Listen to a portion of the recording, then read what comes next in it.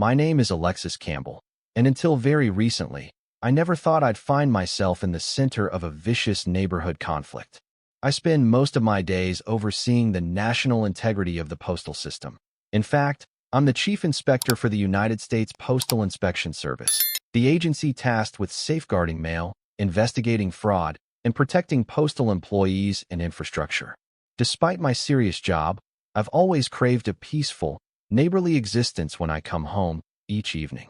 That's why, after years of living in bustling metropolitan areas, I decided to move to Riverside Glen, a small suburban community in the United States known for its tree-lined streets, neatly trimmed lawns, and quiet charm. The marketing brochure boasted friendly neighbors, safe streets, a great place to come home. The photos of smiling families walking dogs, kids playing hopscotch, and mail carriers making rounds at cheerful mailboxes sealed the deal.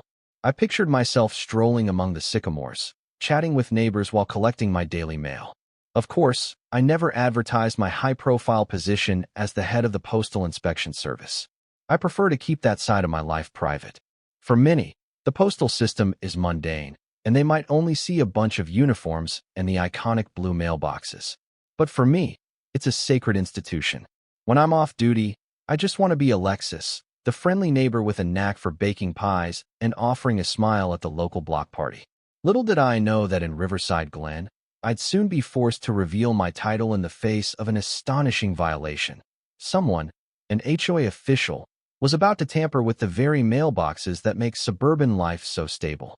And that someone was none other than Madeline Arnett, though folks around here called her Karen. She was vice president of the Riverside Glen Homeowners Association, and if the rumors were to be believed, she reveled in flexing her authority. In that moment, I had no inkling that she would single-handedly upend the tranquil dream I'd bought into by surreptitiously removing the community's mailboxes, an act that would not only enrage me personally, but also trigger the formidable powers of the Postal Inspection Service itself. My moving day at 118 Maplewood Drive was bright and mild. A row of old maples provided cool shade as the movers hauled my boxes. While I unpacked my porcelain dishes, I spotted a woman in her late 40s or early 50s marching down the sidewalk with a clipboard. She wore a pressed blouse, neatly tailored slacks, and held her chin high as if she were surveying a private kingdom. I was outside, checking on the last few boxes from the truck, when she approached. "You must be Ms. Campbell," she said, voice crisp. "Welcome to Riverside Glen. I'm Madeline Arnett, vice president of the HOA. Some folks call me Karen, for reasons I can't imagine."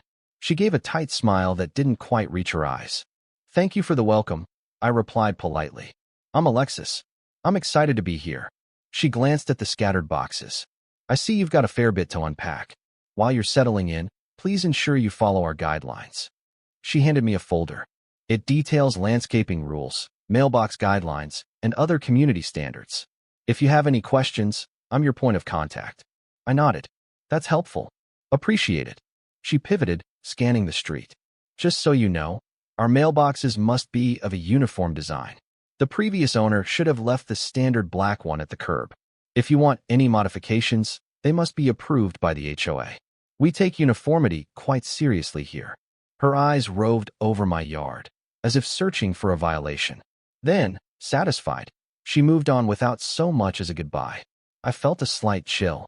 Something in her posture hinted that she was the type to enforce rules, real or invented, strictly. Yet, I dismissed it. Neighborhood HOAs often had peculiar rules, but usually they existed for good reason: consistent aesthetics, property value maintenance, etc. So I shelved my misgivings. At that point, I had no idea how deep Karen's mania for control would run, or how drastically it would affect every household, not to mention the entire postal system in Riverside Glen. In the weeks that followed, I settled into a comfortable routine. Neighbors stopped by with housewarming gifts, baked cookies, fresh flowers from their gardens, even offers to help me set up my Wi-Fi. I quickly found a new friend, Lucy Garrett, a single mom with two bright-eyed daughters who loved to ride bikes around the block. She told me how Riverside Glen thrived on block parties, yard sales, and little traditions like a 4th of July parade. But wherever Lucy's compliments turned, a subtle note of caution arose. "Watch out for Ms. Arnett," she'd say. She enforces rules with an iron fist. She tried to ban front yard vegetable gardens last year because they wrecked the uniform look. She threatened to fine me for letting my kid's bike sit on the driveway. She can be extreme. I thanked Lucy for the heads up. Meanwhile, the rest of the HOA board seemed normal enough. The president was an older gentleman named Mr. Bernard who rarely left his house. The treasurer was Ms. Fields, who sometimes posted polite updates about budgets. The secretary, Mr. Who, handled day-to-day administrative tasks. But from what neighbors said, Ms. Arnett, Karen, held the real power, mostly because she was the loudest and most insistent voice at meetings. My job at the Postal Inspection Service kept me busy. I often left early for the main office in the city, wearing business attire that gave no clue about my exact role. I also traveled sometimes for conferences or major investigations. None of my neighbors knew my background as a top postal official. They just saw me as a friendly lady who always waved in the morning. Lucy teased that I was mysterious, but I insisted I was just private. Looking back, I can't help but see the irony. Karen constantly lectured me about the HOA's authority over mailboxes, clueless that I oversaw postal security at a national level.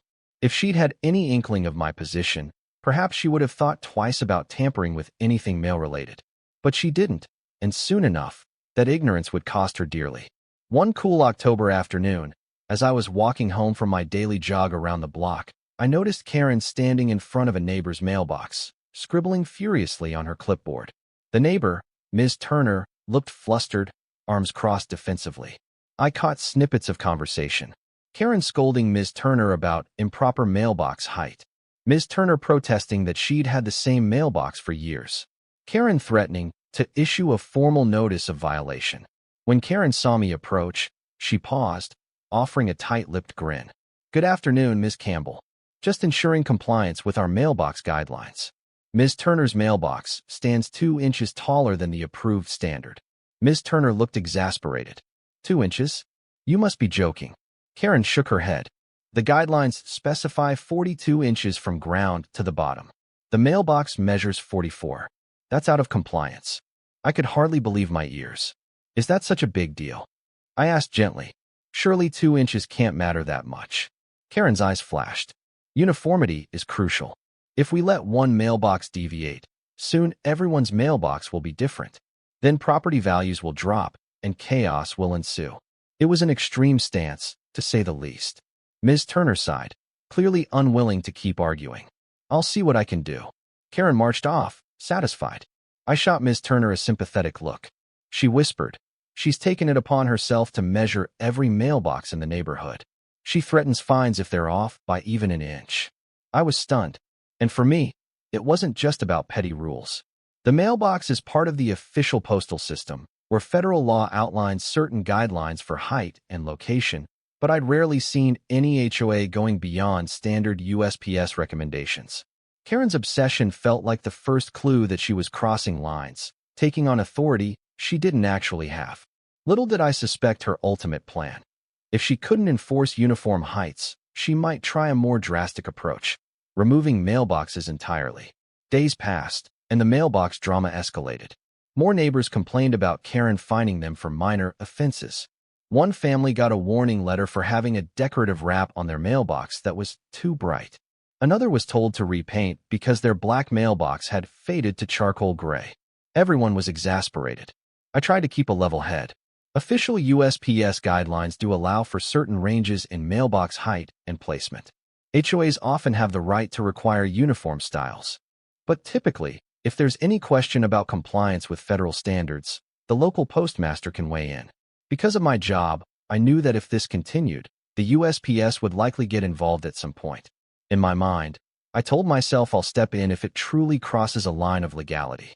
For now, I let the local politics play out, hoping Karen would lose interest. Then one weekend, I attended an HOA meeting out of curiosity. The small clubhouse was packed with restless neighbors. Karen took center stage, enumerating ongoing violations for mailboxes: wrong color, chipped paint, incorrect height. The tension was palpable. People objected that it was nitpicky, that the official USPS guide allowed for some flexibility. Karen dismissed them all.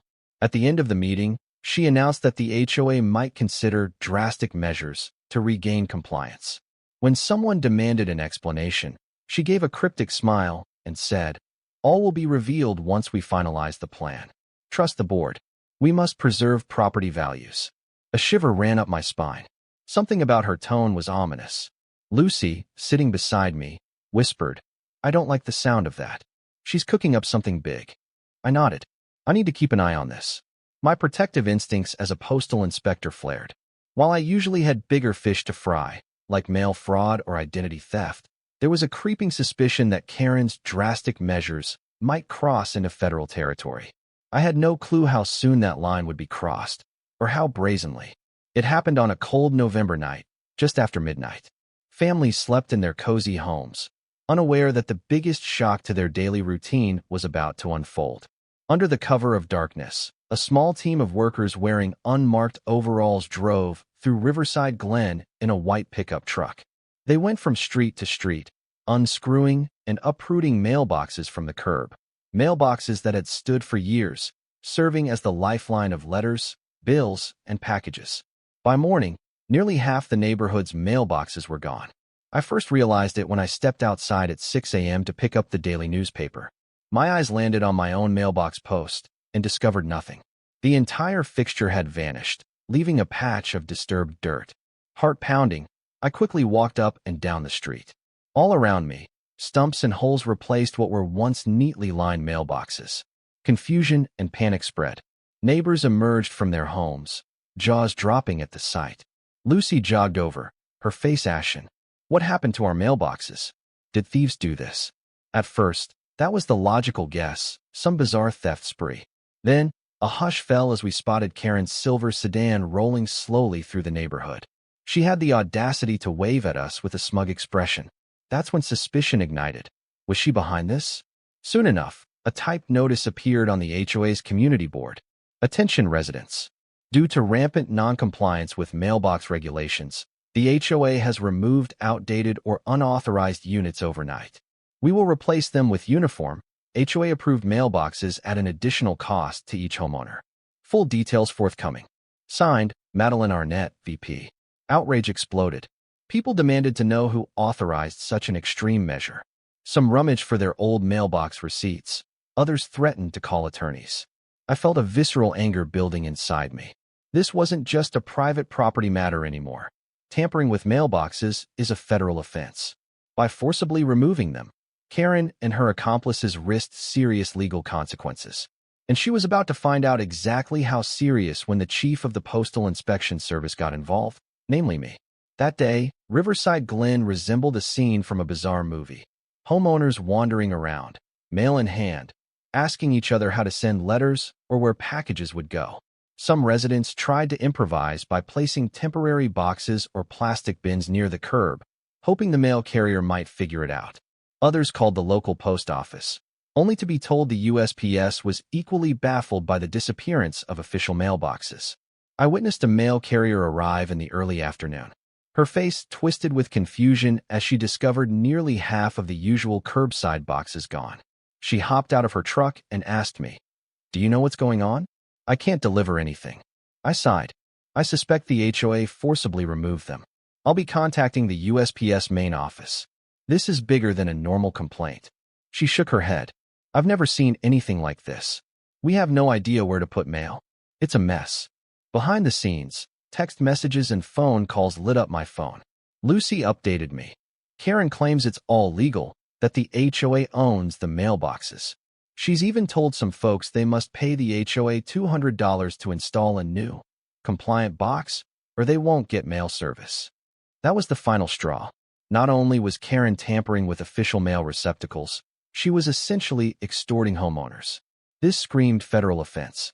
Under U.S. law, once a mailbox is used for mail delivery, even if physically purchased by the homeowner, it's considered federal property in certain respects, protected from tampering or unauthorized removal. The fact that Karen orchestrated a mass removal was staggering, but I didn't reveal my true job yet, not to neighbors and not even to Karen. Instead, I spent that day gathering evidence quietly, photos of the removed boxes, statements from neighbors, copies of the HOA notice. Then, In the evening, I made a few calls to my team at the Postal Inspection Service. The consensus was swift and clear. This was a blatant violation. Our agency would investigate vigorously, and if the evidence pinned Karen as the ringleader, she'd be in for a rude awakening. As soon as word spread that the mailboxes had been ripped out, local news picked up the story. A small TV crew arrived, interviewing distraught residents. Most pinned blame squarely on the HOA's unreasonable policy. Karen refused to comment on camera, apparently feeling the heat. She posted a statement on the HOA website claiming that obsolete mailboxes needed urgent replacement to protect property values and ensure uniformity. She insisted no crime had been committed, that it was an HOA right. But that's not how the law works, as I well knew. If even a single piece of mail was still in transit, or if the boxes were recognized as official postal receptacles, forcibly removing them without each homeowner's consent is federal tampering. The next few days, I met discreetly with colleagues from the Postal Inspection Service. We documented the scope of the mailbox removal, the number of impacted homes, and the potential malicious intent. People asked me if I'd lost my mailbox, too. I said yes, pretending to share the same confusion. Inside, I felt an extra wave of anger that my own official mailbox was unceremoniously yanked out. This wasn't just an abstract legal question. Karen had essentially torn out the heart of the daily postal process, leaving confusion in her wake. I debated revealing my identity to the entire neighborhood, but my colleagues advised caution. If we wanted a solid case, we needed to gather evidence systematically, without tipping off Karen that the chief inspector was onto her personally. So we pressed forward quietly, collecting statements. Lucy introduced me to a half-dozen victims who discovered personal letters or small packages left in piles on their porch after the removal. One elderly man claimed he had important medication shipments that got returned to sender. Another missed bills. The chaos was rampant. All the while, Karen tried to spin it as a transition period. She posted on the community forum that brand new, officially sanctioned mailboxes would arrive soon. Each homeowner expected to pay a fee for installation and compliance. Meanwhile, no one could get consistent mail delivery. The frustration mounted daily, and I, the unassuming neighbor, was preparing the biggest blow of all. A hastily called HOA meeting took place in the clubhouse one evening. It was crowded and tense. The missing mailboxes had turned daily life upside down. People demanded an explanation and restitution for the bizarre situation. Some threatened to sue the HOA. Others begged for a quick fix so they could resume normal mail service. Karen presided over the meeting, flanked by a few supporters on the board. Mr. Bernard, the official president, seemed meek and confused. Ms. Fields, the treasurer, looked uncomfortable.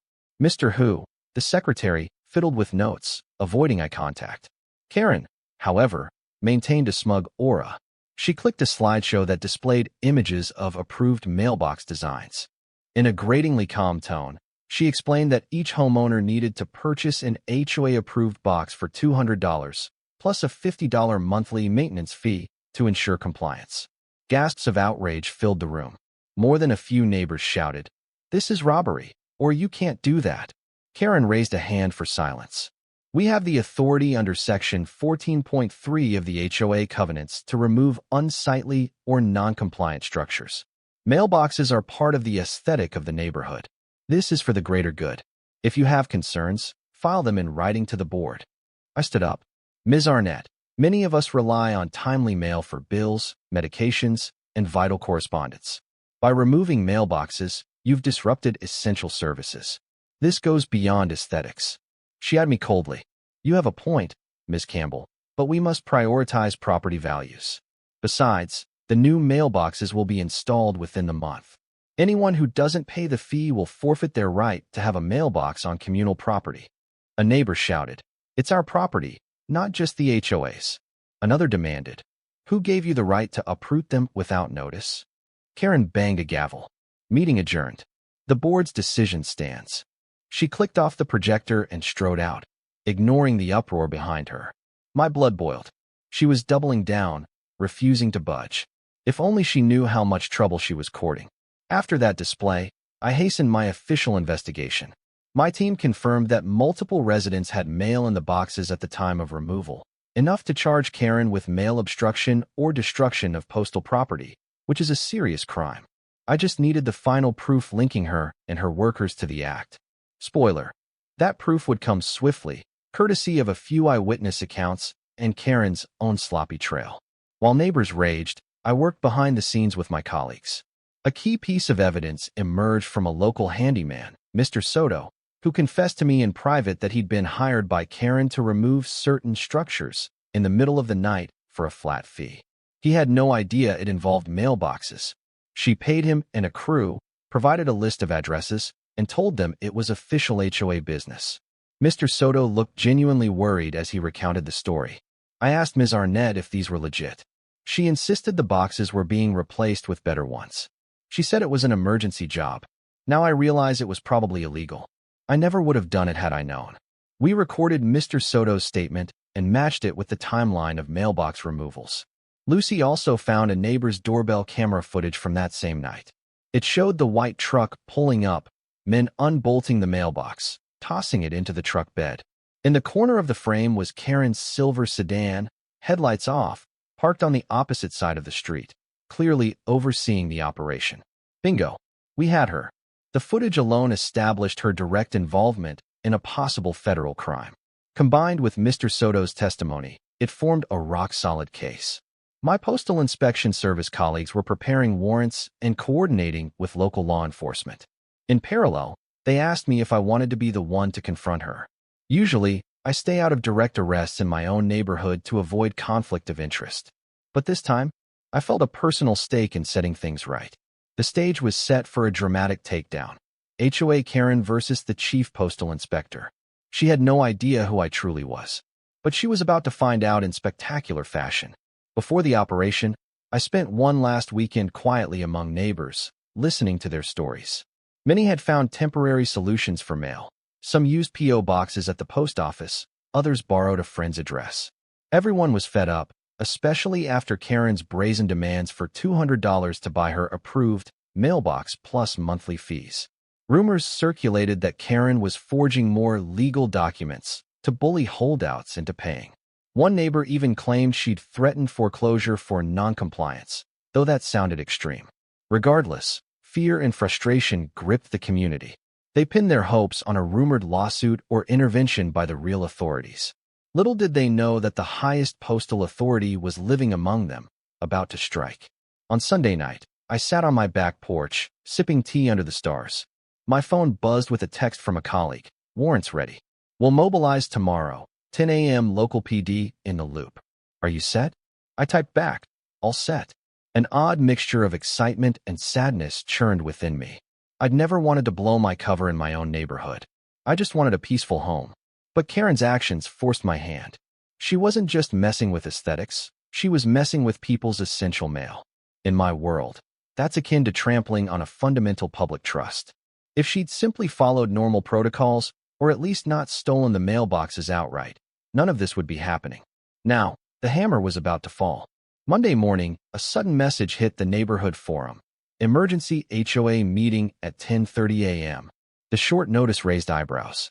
Lucy speculated that Karen wanted to finalize the new mailbox installation fees. Usually, HOA meetings happened in the evening, so I guessed it might be a small group, perfect for our operation.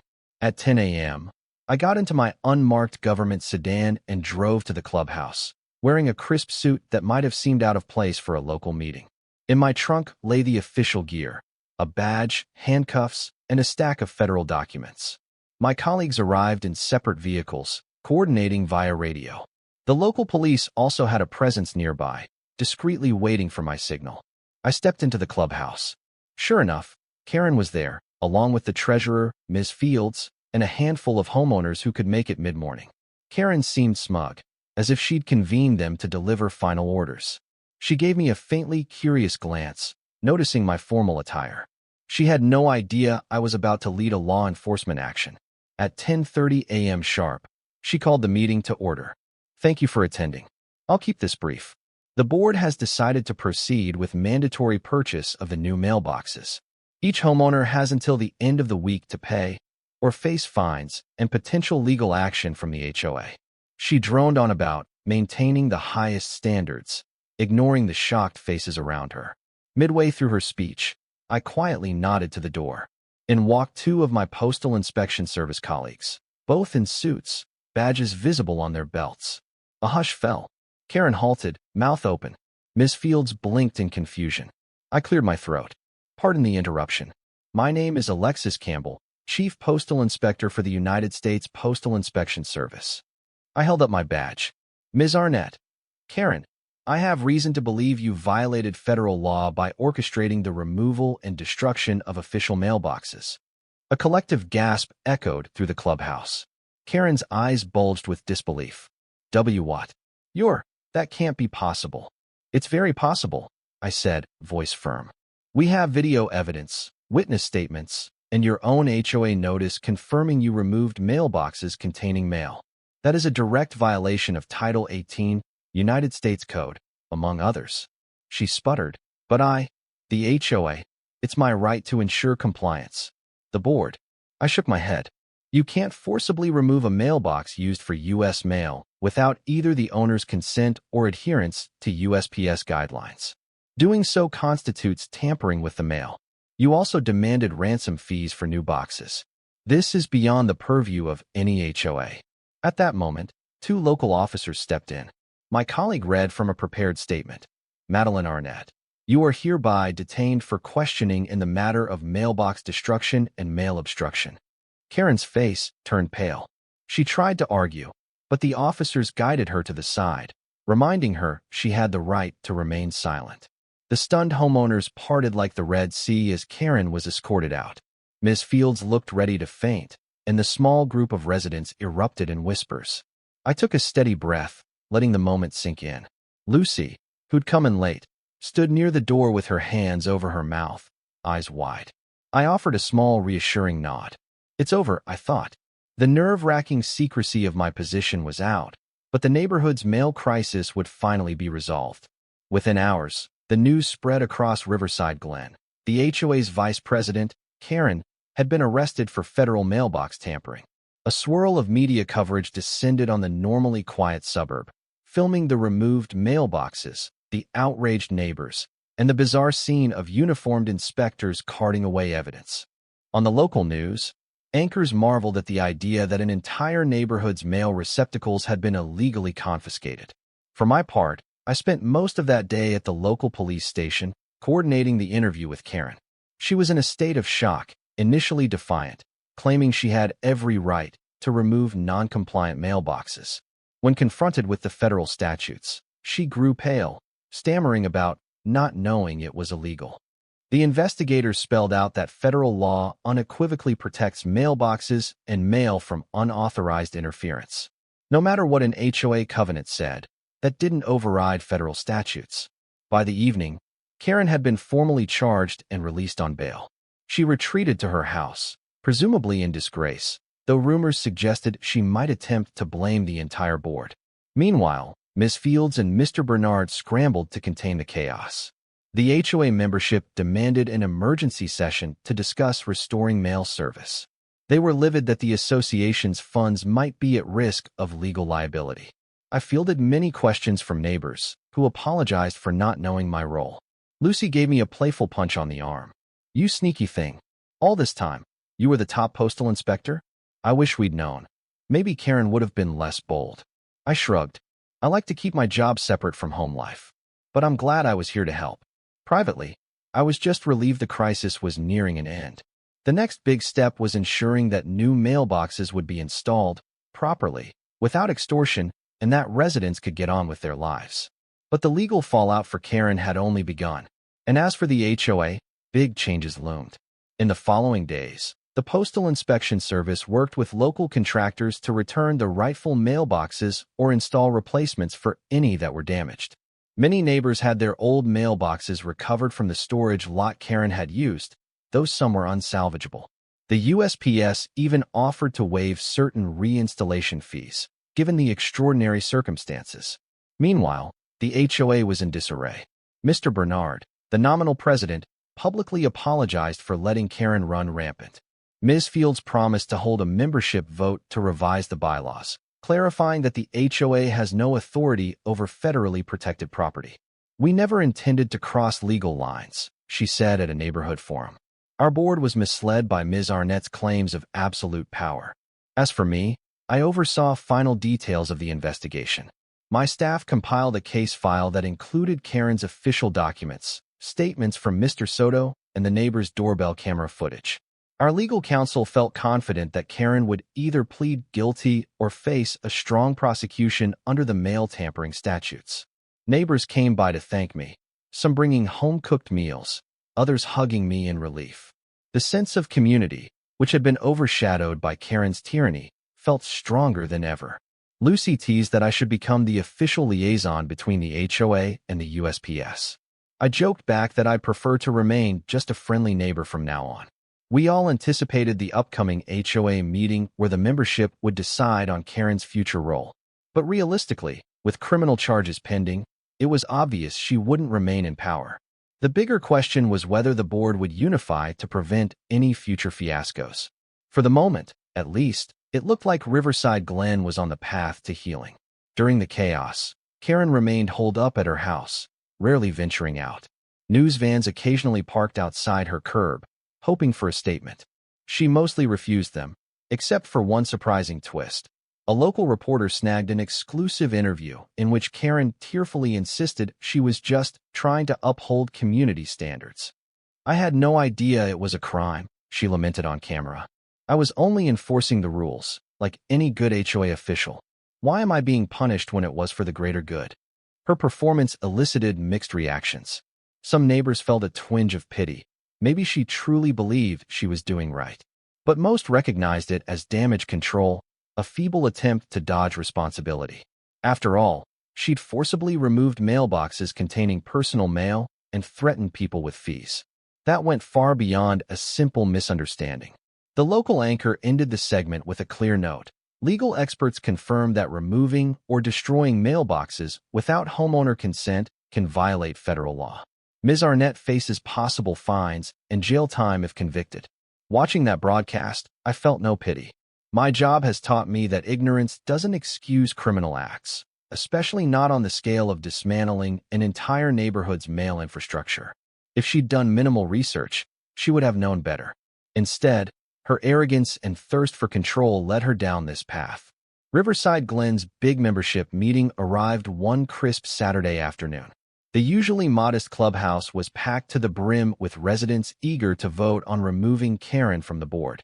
Some worried she might show up, despite her legal troubles. As people took seats, Ms. Fields stood at the podium, her voice shaky. "Thank you for coming. We have a single agenda item, whether to recall Ms. Arnett from her vice president position. We must have a simple majority to pass." Murmurs ran through the room. Lucy and I sat together, scanning the crowd for any sign of Karen. She hadn't arrived yet. The secretary distributed paper ballots. People filled them out swiftly. Just as the last votes were collected, the double doors flew open. In marched Karen, eyes blazing. She wore a business suit that seemed a size too tight, perhaps from stress-induced weight changes. The chatter died. Miss Fields froze. Karen strode to the front, ignoring the outraged stares. "I have every right to address my neighbors. This recall is unfair. I serve this community tirelessly," she shouted. Someone in the crowd called back, "You removed our mailboxes illegally." Another yelled, "You deserve to be fired, and worse." Karen raised a trembling finger. "You ungrateful lot. I've protected property values for years. I'm not a criminal. The real culprit is Ms. Campbell, who tricked me by hiding her postal job." I stood face calm. "Karen, you tampered with federal mail. No one tricked you into that." Seething, Karen scanned the silent crowd. She seemed to sense that no one was on her side. Miss Fields cleared her throat awkwardly. "The ballots are already in. We'll count them now." Two volunteers began tallying. The hush was thick with tension. Karen tapped her foot, arms crossed, as if expecting some miracle. Within minutes, Miss Fields read the result. Recall passes by a vote of 90-5. Cheers and applause erupted. Karen's face contorted with fury. She spat, "Traitors, all of you. I hope you enjoy your chaotic mailboxes." Then she stormed out, slamming the door behind her. The crowd exhaled relief. Ms. Fields announced that an interim vice president would be appointed, promising no more unilateral mailbox decisions. Lucy squeezed my arm. "It's finally over. She's out." I nodded, feeling a wave of calm. The postal aspect was already under legal process. Now, the HOA side was resolved. Riverside Glen could breathe free of Karen's tyranny at last.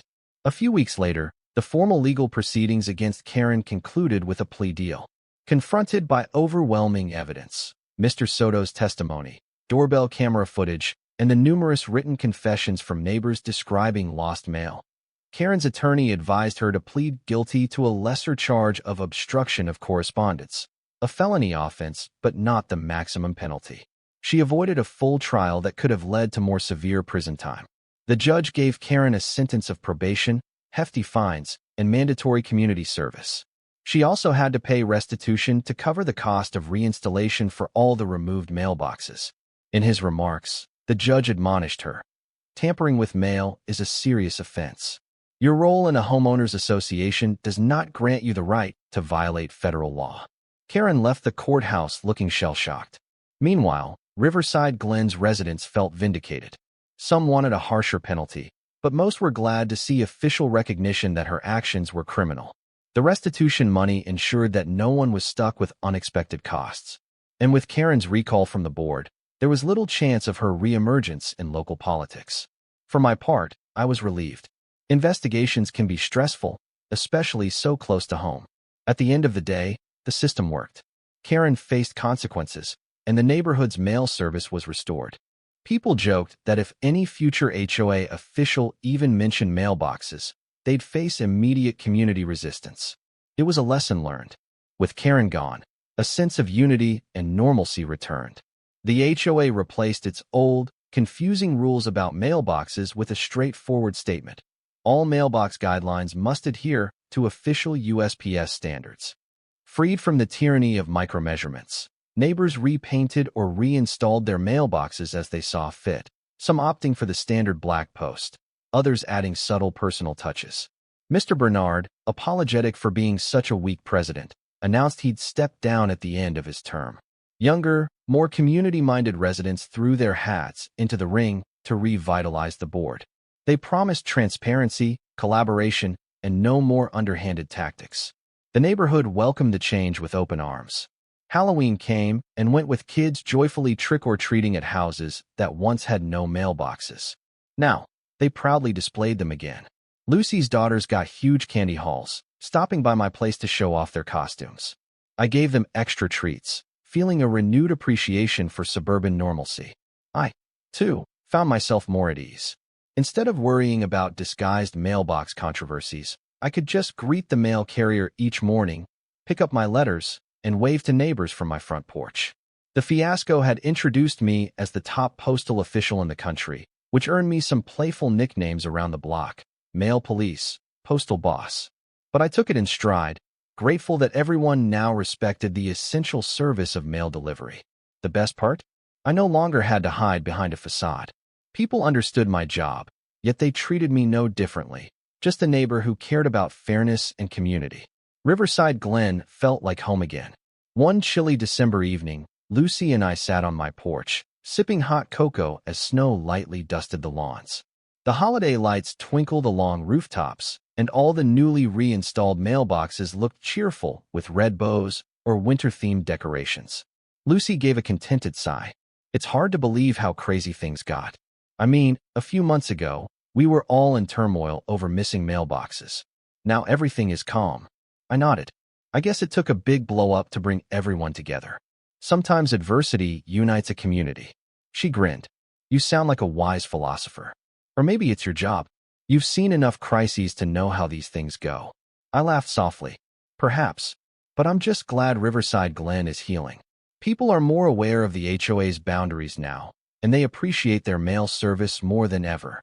We clinked our mugs, gazing at the peaceful street. In the quiet, I recalled the swirling chaos of Karen's removal plan, the early morning shock of missing mailboxes, the drama of the arrest. It all felt like a distant memory, replaced by a new sense of harmony. At that moment, a faint beep from my phone reminded me of an email from my office, detailing another big case miles away. Yet that pressing matter didn't dampen my contentment. I had found something important in Riverside Glen, an anchor, a place where I belonged. My job might be at the national level, But here, I was also just Alexis, a neighbor among friends, proud of our communal resilience. Winter ushered in a holiday spirit that wrapped Riverside Glen in cheer. With the fiasco behind them, neighbors organized a mailbox decorating contest for Christmas. Kids strung tinsel, families added wreaths or painted scenes on wooden posts. Ms. Fields donated small prizes for most creative, best use of lights, etc.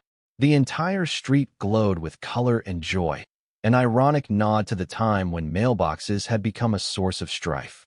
On the night of the contest, we strolled from house to house, admiring the displays. The mail carrier, invited as a guest of honor, served as one of the judges. She beamed from ear to ear. "I've never felt so welcomed," she said. "Usually, folks hardly notice me. Now they treat me like a celebrity." Lucy's daughters squealed with delight at the candy canes taped to each mailbox. I took pictures of them, capturing the spirit of a neighborhood that overcame adversity to find unity and warmth. The memory of Karen lingered only as a cautionary tale. How a single person's obsession with control almost tore us apart. But we emerged stronger. At the end of the route, I handed out cocoa to the group. Snowflakes gently fell, shimmering under streetlights. I thought back to my initial reason for choosing Riverside Glen, the dream of a simple, friendly community. Despite the turmoil, that dream was now a reality. People laughed, sipping hot chocolate, kids running around, mailboxes shining festively. This was the suburban life I'd yearned for. And so, in the aftermath of crisis, we found a bright, heartwarming ending. The old darkness of fear and resentment lifted, replaced by unity and gratitude. Riverside Glen thrived, mailboxes firmly in place, each standing as a silent testament to the neighborhood's resilience and a reminder never to underestimate the power of the postal system.